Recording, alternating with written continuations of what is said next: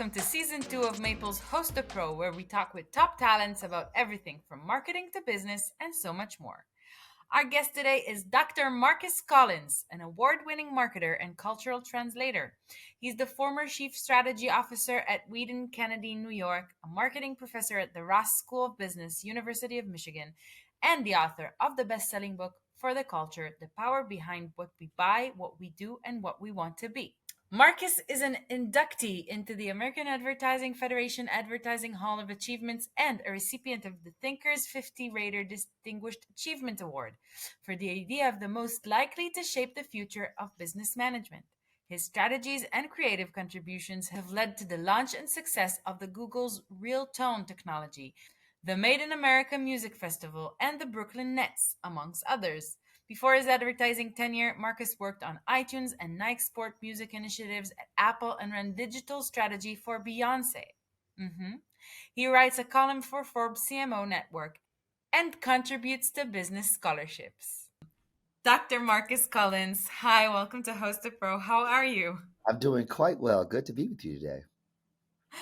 Great. We're here to talk about culture, marketing, and everything that's around it. I feel like it's a subject that fits, perfectly together because it all depends on everything. hmm Um, I'm wondering what was like the latest super interesting talk that you had with someone?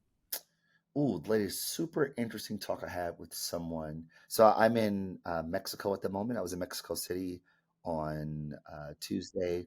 I'm in Monterrey at the moment. It was interesting. We're talking about the influence of culture and its ability to sway human behavior. And they were asking me about politics in the States. Apparently, they're experiencing similar schisms here in Mexico. And they asked, how how do you identify things that are obvious once someone points it out before they're pointed out? And I just told them that it's really hard to do that. We have all these biases, these blinders on, these heuristics that dictate how we see the world, ultimately how we navigate through it cognitively. And the only way to see it is to be very, very close to it and have the discourse when something feels wrong. I don't know if you ever saw the movie The Matrix. I love The Matrix. And there's, Of course I did. of course, I know, but you know what? Some people haven't. So in The Matrix, there's the scene where Neo sees a cat walking through the Matrix. Then he sees the same cat and he goes, "Oh, like the thing is repeating." And they go, "That's a glitch in the Matrix." Like when you see this thing repeat like that, it's a glitch. And like I was telling the person who asked the question, I was like, when you see things that are odd, you have to call it out so that someone goes, "That's a glitch. That's wrong. That should not be." And that's what discourse is really about. It's about uh, bringing up things that either feel right or feel wrong so that we can collectively negotiate and construct whether those things are acceptable or if they require our attention. Do you think the marketing world is going to change drastically in the upcoming years? I mean, there are so many things happening culturally, um, from so many angles. I mean, if we talk politics, the earth, environmentally, or just even, social media, things are changing. Um, I've had this conversation with someone that I feel personally that in terms of marketing and social media, the world is going this way. So you have, on one hand, you have TikTok, and everything that's going to come after that. For 15, 10, 5 seconds of attention, that's what you're going to get. And on the Mm. other hand, you have movies again for 3 hours, for 2.5 hours.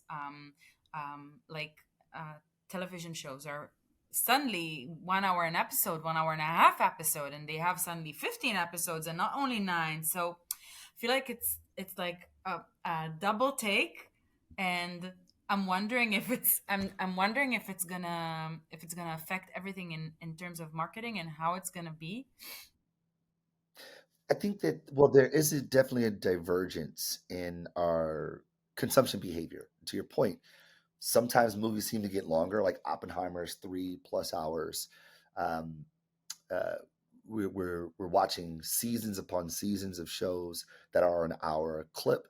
And while that's happened, we're simultaneously watching things that are shorter in length through social networking platforms.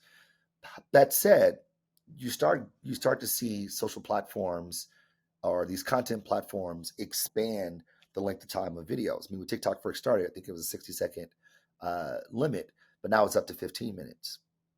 So I think what we get is more a larger spectrum for more variety, such that people have agency to decide what they want, what they don't want. And I think this is um, a parallel to social behavior in general. That not only are our behaviors becoming more divergent, I would say that the divergence of our behaviors create a greater spectrum for more opportunities. The same thing goes with our social connections, that we appear to be more uh, divided than ever before, more divisiveness than ever before. But the literature would tell us that we're actually designed to be that way. We weren't designed to be in these massive groups of people. We're designed to be, as humans, to be in small collectives, call them clans, call them tribes. And in these small collectives are representatives of people who see the world the way we do, who subscribe to the same ideologies as we do. And today's technology, as we go closer and closer towards Web 3.0, our technology is getting us to a more decentralized networks of people who are like ourselves. And there's still opportunities to go into these massive groups of people, right? There's more opportunities for us to sort of be a part of the greater populace, but the spectrum has continued to widen for us to be as narrow as absolutely possible to as being as wide as possible. I think that level of diversity creates a lot of agency for people to decide what they want. And I think for marketers, that's critical because it makes our job harder. That there are no, hard and fast rules. It's more so what are the dispositions and the conventions and expectations for a given group of people, and how do we engage them at the right time with the right message in the right context, such that not only get their attention, but more importantly, we get them to move and ultimately get other people to move. Yeah. I think this kind of brings up, okay, so the Super Bowl is kind of like the big marketing event of the year, obviously. I mean, it's either Super Bowl or the Oscars. So both on February usually. And those are the two things that I'm always waiting for. But for me, it's always about the teasers and the commercials because I'm a big fan of what creatives can do when it comes to give me whatever budget you can, let me do the magic. I love seeing what people can do with that. And we had some over the years we've seen some crazy things that made us cry, laugh, be surprised. I mean, whatever. This year, the same. And I'm starting to think like, will the commercials be personalized? Because we can no longer, as marketers, say, okay, let's take this age group 27 to 32, which is, I don't know, each like 27, 28, 30 is is so different. I don't know how someone said, oh yeah, let's take that group of people. They will have the same interests. So we will not be doing that anymore. We will not be doing the old, paid ads, meta kind of how we used to market. It's gonna, I feel like it needs to be more personalized or more specific or niched, because of that diversity and because of that wide spectrum. How can a marketer solve that? Even start thinking like, So you're absolutely right. The idea of segmenting people based on these demographic markers are ridiculous, right? Like it's like, like if I told you, hey, I'm gonna set you up with my friend, he's a millennial, you'll go, "Oh, okay, but well, what is he like? What is he interested in?" Like you wouldn't even go on a date with someone based on demography. Of the 80 million millennials in the United States, at least, you're gonna be like, well, tell me more about the person. Like you're not gonna. He's like ridiculous. Like you, come on, it doesn't make any sense at all. Like we wouldn't even go on a date with someone with that sort of a wide, nondescript description of someone, but we'll bet millions of dollars to go after this sort of nondescript group of people. It's ridiculous. So, but I think that the phenomenon of the Super Bowl, what makes it so compelling, is that it's one of the rare moments that you get, at least in the country, in the States, a third of the population doing the exact same thing at the exact same time. They're watching it in concert, shoulder to shoulder, concretely, which is, again, the biggest captivated audience you're going to get at one moment, who are actually interested in watching your ads. Unlike, someone's watching the Oscars, like, I'm here for the Oscars, fam. I'm not here for your advertising. Now, would brands use that moment to be personal? I would say it depends on what the brands are trying to communicate. Because it's something really powerful to be said that when a third of the country is watching this event shoulder to shoulder, we're going to use that moment to talk to this specific group of people. So it's like, hey, everybody's watching, but we're talking to you. And in that moment, for those groups of people, they feel seen, and they actually feel validated when someone calls you out. Not calls you out, but someone acknowledges your existence when they could be talking to everyone. You're talking to me. That's a really powerful thing. And it's personalized at a community level. Not sure which brand or channel did that. I think maybe it was Nickelodeon or Disney. I'm not sure, but one of those. I don't know if you've heard about that, but they had personalized football watch having Dora the Explorer coming up, popping up on the screen, explaining the moves of the game and some Oh yeah. Oh characters yeah, I that saw came that. Yeah, up I and heard kind about of, that. and that, like, as parents, you're saying, I can watch this with my kid and they will be as excited as I am. Yeah. And as a Yeah. consumer, I'm saying, bring it on, take my money. I'm all in for that because you saw what I need to handle with, what I need to deal with. I mean, this is the moment where Yeah. a brand said, I've got an idea. Let's really talk to a specific group, which, when it comes to kids, I'm guessing if you bring enough superstars for kids, Dora the Explorer and whatever whatever is on right now. So I think it's exactly that. I mean, it's finding the specific interest of the wide range, but knowing that you will touch something that is for them. It's not like saying they're a millennial, they'll get that. That's right. But and even parents are is a very wide door as well. Like my kids never watch Dora the Explorer, but they watch Daniel Tiger, right?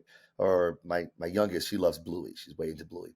So like those are shows we didn't watch. So Dora the Explorer popping up wouldn't be as compelling to them. But I think the point you're making is that there's congruence between how we integrate brands into the performance that is the tradition of the Super Bowl, such that it becomes a wide door for more people to come into it. That's what the halftime show is, right? It's like the halftime show is a pageantry to make the Super Bowl more compelling for people who aren't terribly into football, right? The ads are an extended form of advertising or extended form of entertainment to make the pageantry that is the Super Bowl more enjoyable for people who perhaps aren't into football, and equally enjoyable for people who are. So for a brand to say we're going to spend this $7 million for this 30 seconds to talk to this specific group of people, that is really powerful. It's like, it's McDonald's did this. I was working with McDonald's at the time, so I will disclose we did this with McDonald's last year, where we said we're going to talk to fans. We're going to use this moment. We're not talking to everyone who's gone to McDonald's. We're not talking to the haters, definitely. We're talking specifically to fans of McDonald's. And we're going to use their vernacular in such a way that when you hear it, you go, oh, you're talking to me, right? And the way we did is we focused on the language of fandom, the language of, of McDonald's rituals, that when you go to McDonald's, you likely say, can I get even though you know your order, right? You know what you're going to order, but just the instinct is, can I get and that became the lexicon we use for the spot. And we were talking specifically to McDonald's fans. And while other people may have understood what we were saying, but like we're like, oh, we're talking to you, fan. And as a result, the fans go, I feel validated, I feel seen. And that's really powerful, especially when everyone's watching. Everyone that is a third of the Do you country. think it's not only, it's not only the States, because I'm not in States and I definitely saw that. Do you think, do you think that kind of emotion, because we're talking culture. Do you think that kind of emotion of validation and that feeling of someone talking to me, if it's a commercial or whatever, if it's me and you talking, um, do you think that's going to become like a significant force in the upcoming years? Again, when against it, we have ChatGPT and AI tools and things that I don't want to say unreal because I mean, the computer made them, they're there, but they're not like life real. They think it's going to be something that's marketing and everything around it obviously should take into consideration and start thinking from now, how are they going to implement that need and that might fight the AI thing? I think AI is just like any other tool. It should be used, can be used, best used in collaboration with all your other works. Generative AI definitely creates creates a unique challenge than we've had before because it's creating things in a world where people's job is to create things, especially artists and marketing communicators and the like. But I liken it to like a drum machine. I know it's not the same, but this is my analogy.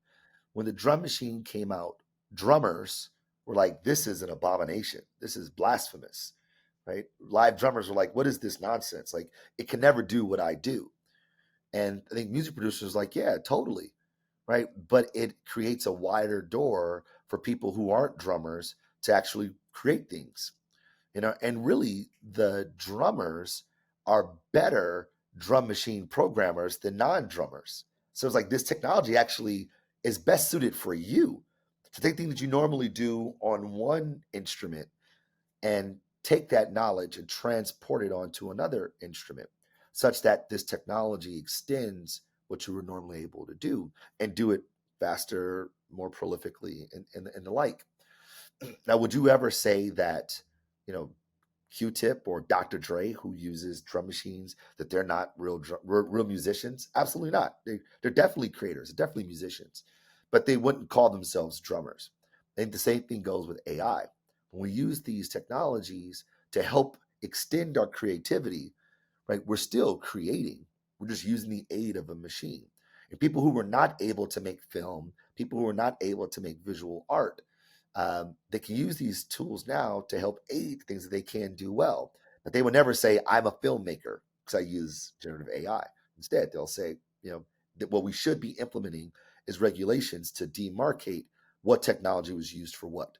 For instance, you wouldn't see Dr. Dre on drums on the insert of an album where he did drum programming. Instead, they'll say drum programming by Dr. Dre. I think that that's sort of the delineation that we need to make. Now, it's going to be a challenge for marketers, especially those on the advertising side who have viewed their jobs as we create things. You go, well, okay, well, now, because these tools create things as well, it's going to create a higher bar for what it means to be a creator. If you were average, you were mediocre, I'd be concerned. But if you are great, and you are among the best, then these tools are going to help aid you as opposed to disrupt you, much like drummers. If you're a mediocre drummer, you go, I just get a drum machine to be better than you, or at least at par to you. But if you're an amazing drummer, not only do you transcend or do you outperform what the technology can do, but the technology can actually be useful for you. That's cool. I like the analogy. What kind of trends are you seeing happening right now other than that? I mean, marketing isn't a stranger to you, and we've talked about AI because I have to talk about AI in every interview. It is 2024. But what other trends do you see coming, or do you feel like marketers shouldn't miss on pinpointing, like, do this year, kind of, don't miss that? Well, I think trend wise, it's a existing issue that's always been for marketers, which we started talking about at the top of our conversation, that marketers have to move beyond demographics. You just have to do it. Today's population, they're much savvier than they were years ago, um, because they've been bombarded with marketing communications. They think of themselves as brands. They themselves are content creators to help project their identity in ways that brands normally do. So when they see marketers show up, they go, "Oh, this is a brand. This is definitely marketing." So the savviness of the population, of the zeitgeist, requires more savviness from marketers, which means that the same playbook isn't going to be as effective as it once was. The same playbook would get us in the market, sure, but its effectiveness won't be the same. So we need to be much more mindful of who people are, how they see the world, the cultural forces that govern how they navigate the world, um, and update our operating system as marketing practitioners such that it's congruent with the way people translate the world around them, how they navigate the world in which they inhabit, but also leveraging the technologies in ways that are meaningful for people. I think of it this way: I tell my students this, that the best marketing first identifies people well, they know me in a way that's not creepy, right? Like more like a secret admirer than a stalker. Um, they help me because they realize sort of my jobs to be done, as Clay Christensen puts it. They realize what I'm trying to accomplish, and then they wow me. They help me do that in a way that feels magical. And when that happens, not only are my expectations uh, not just met or exceeded, they create new expectations of me. But then I am inclined now to go tell other people like me who I know could benefit from it because we are social animals by nature. So if you can see me, help me, and wow me, good night. You're in a pretty rare space. That's where marketers should be aiming. Um, you're wearing the hat. Let's talk a little bit about your book. Just a little bit, just Well, I, yeah, we got to do it. We got to do it. We got to do it. So I wrote a book. Thank you, thank you. So I wrote a book in May of last year, or it came out in May last year, called For the Culture. And it makes an argument that there's no external force more influential in human behavior than culture, full stop. And when people hear that, they go, yeah, totally. It makes all the sense in the world. Absolutely. But if you ask 5 people to define culture, you get 55 different answers. And that's a problem. Because if we can't define this thing concretely, how do we ever fully leverage its power? Right? If we can't articulate what this thing truly is, how do we ever fully tap into the sway that is culture? So the book goes to great length and great detail, uh, creating some lexicon, a construct that we can use to describe culture, but then also empower the reader uh, with some skills so they can leverage the power of culture in their work, whether you're a marketer, a leader, entrepreneur, an activist, politician, clergy, or anyone with a vested interest in getting people to move. what's your favorite chapter or phrase from the book? I know it's hard. Yeah, but it's and so I would say that my favorite chapter I think is the most important chapter, and it's chapter 4. It's right in the middle of the book. It's like right in the spine of the book, and it's called "Making Meaning." And the idea is that things aren't the way they are the way that we are. That is, the world isn't objective, it's subjective based on our cultural lenses. That's why for some, a cow is leather, for others, it's a deity, for some, it's dinner. Which one is it? It's all those things. Just like for some, a rug is decor, for others, it's a souvenir, for some, it's a place of worship. Which one is it? It's all those things, depending on who you are. Which begs, I think, a very important question or provocation for humanity, for society, that our truths that we hold, they're not absolute. Like your truth can be far different than my truth. In fact, our truths can be conflicting, but still be mutually valid, right? So, therefore, if your truth is different than my truth, but it's just as valid as my truth, that means that we should be able to work together. We should be able to get along, even though our truths are not aligned. So long as your truth doesn't mean my oppression, we shouldn't have a problem here. The challenge is that we navigate life believing that our truths are objective, and anyone who disagrees with them are idiots. Anyone who disagrees with them are clearly illogical. The literature refers to this as naive realism, that we think that our truths are the only truths. And as a result, we find ourselves in conflict, right? Whether it's religious truths, political truths, social truths, and the like. But if we could stop for a moment and go, okay, for instance, I'm Christian. I believe Jesus Christ, the Son of God, died, resurrected for our sins. I believe that. But if someone else doesn't believe that, cool. Hey, man, all good. And I think that when you see the world that way, I think the world becomes a bit more harmonious. And that may seem like utopic and maybe even naive, but I do think that is the reality that will help us come together, because at the moment it's tearing us apart. I think it's so important these days in marketing, in business, generally, as human beings. It's so important to remember always on the other side, whether if it's on a screen or when you talk to someone face to face, that you have a person that even if they don't think like you, they're valid. I mean, they deserve to be treated just as good as you. Of course, unless they're bad people, that's something else. But Yeah. the opinionated thing, like the way they think, what they believe. I mean, really, just what you said. As long as it's not oppressive to anyone, just keep in mind that's how you create communication. And I That's think right. that's kind of also the way to create more fandom and groups and communities, because I feel like we've discussed this at the beginning of the interview. Communities is something that everyone's looking for. They want to feel like a part of something that's bigger than them. It's kind of like That's right. religious. Mm.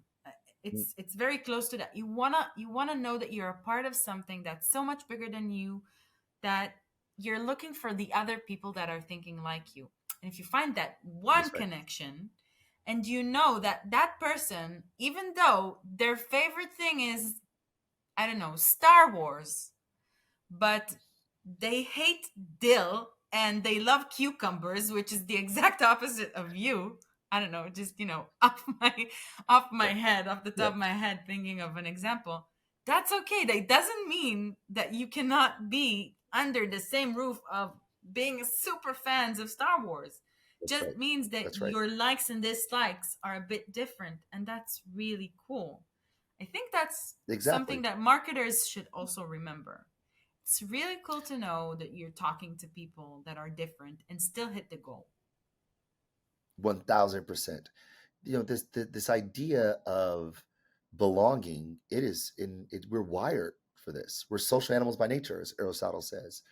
We're wired to come together to connect, and we find people who are like ourselves. The literature, the psychological literature refers to this as homophily, right? Homophily, self-loving, homophily. So we love people who are like ourselves. If someone says, I love Frank Ocean, I go, I love Frank Ocean too. Oh my goodness.